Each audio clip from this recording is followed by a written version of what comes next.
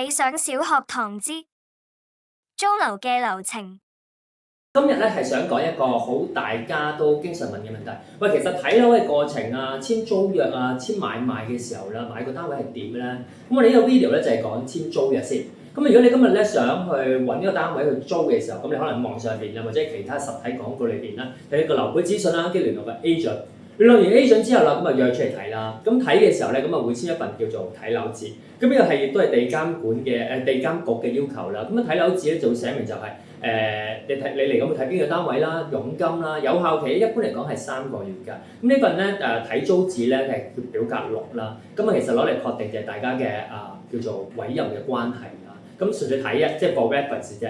佢裏邊嘅所產生嘅資料咧，其實得個參考。到最終都係一定係簽臨租嘅時候咧，嗰啲嘅資料作實嘅。咁然之後啦，睇啱咗個單位之後啦，咁我哋就可能個租客覺得有意思啦，咁可能會還一個價錢啦。咁還完價之後，咁覺得 OK，咁個租客就會填晒啲資料啦，喺個臨租上邊啦，幾時起租啊？幾時交鎖匙啊？即係講緊嗰個叫做免租期啊。咁坊間上邊咧，咁有時都覺得免租期一定有7日啦，但實際上免租期冇一個特定嘅日子嘅，可以係冇免租期嘅，即係聽日起租，咁就聽日交鎖匙，咁都得嘅。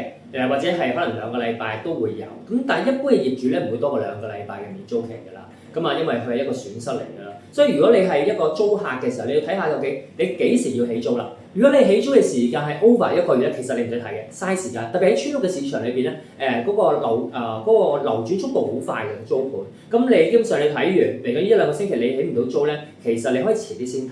如果唔係，你只會浪費你自己時間啦。咁呢啲資料啦，OK 齊晒嘅時候啦，咁嗰個嘅啲嘢傾好晒嘅時候啦，咁其實嗰個嘅agent 咧會幫你出份查冊啦，去睇下嗰個單位嘅業主係邊個啦，咁啱確定翻嗰個業主嘅名寫翻上去啦，由個業主去簽名或者業主嘅嗰個委託人去簽名啦，授權嘅人去簽名啦。咁個流程係咁嘅。咁然之後咧就係咁要俾幾多錢咧？咁一般嘅時候就2個月按金啦，1個月租金啦，同埋嘅佣金啦。咁2個月按金咧，咁基本上市場上都通用㗎啦。咁你話想傾1個月或者免按金係接近冇乜機會嘅。咁租金啦，咁照寫翻上去，之前大家傾好咗。咁簽好晒之後啦，咁你交個訂金俾嗰個嘅agent 啦。然之後一般嘅訂金幾多咧？就大約半個月嘅租金。咁跟住個agent 就攞住呢份臨租啦，跟住揾嗰個業主去簽名，對翻個業主身份證啦。咁業主會簽收2個名，一個個臨租嘅簽名，另外一個簽名就係確定收到嘅訂金簽名啦。咁跟住大家就會喺嗰個簽正式租約嘅時候啦，交低埋個鎖匙。咁正式租約一般咧就係喺交鎖匙前1日或者當日咧去簽嘅。咁提早簽都得嘅。咁個作鎖匙咧就可能預先就交咗俾嗰個代理嘅 agent 啦。咁到正式係交鎖匙嘅時候，先會俾翻個租客嘅啫。今段片已經完結，歡迎留低你嘅睇法同問題，記得 like、share 同 follow我哋。